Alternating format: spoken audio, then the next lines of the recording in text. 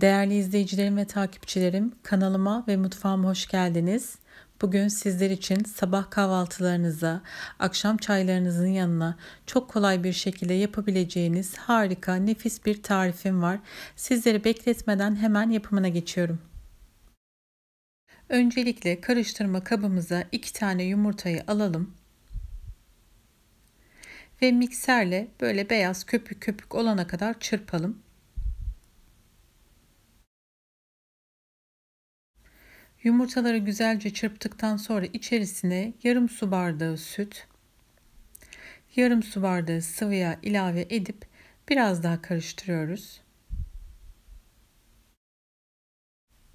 Şimdi içerisine 1 su bardağı unumuzu, 1 paket kabartma tozu ve tuz ilavesi yapıyoruz ve mikserle birkaç saniye daha karıştırıyoruz.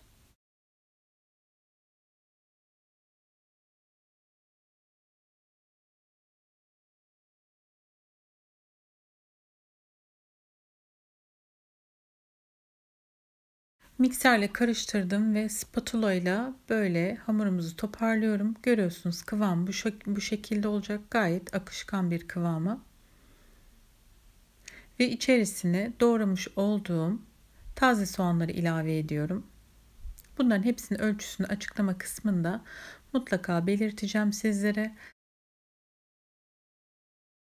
Küp küp doğradığım patatesleri de ilave ediyorum içerisine. Mümkün olduğunca patatesleri küçük doğramanızı tavsiye ederim. Çok rahat bir şekilde pişsinler diye. Böyle biraz karıştırdıktan sonra baharatlarımızı ilave edeceğiz. Bu aşamada dilediğiniz baharatı damak tadınıza göre kullanabilirsiniz. 1 çay kaşığı pul biber ve yarım çay kaşığı karabiber kullandım ben. Ama dediğim gibi bu ölçüleri damak tadınıza göre ayarlayabilirsiniz.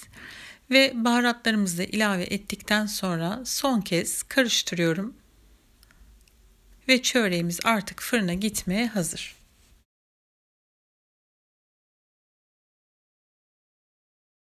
Ben bu ölçüyü küçük kare borcama göre ayarladım. Ve borcamın her yerini tereyağıyla çok güzel bir şekilde yağladım. Dilerseniz margarin ya da sıvı yağ da kullanabilirsiniz.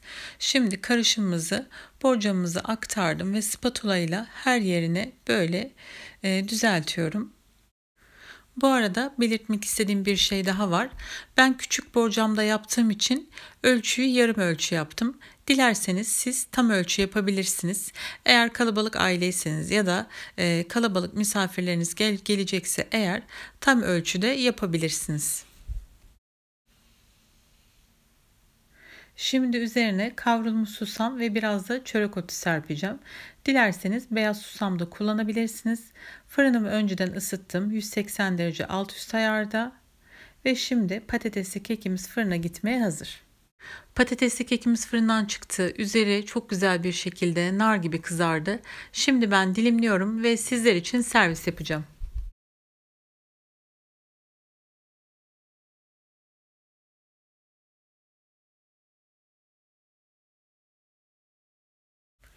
Evet, şimdi sizler için servis yapıyorum. Ve özellikle içinin de çok güzel bir şekilde piştiğini göstermek istiyorum. Patatesler ve diğer malzemeler asla çiğ kalmadı.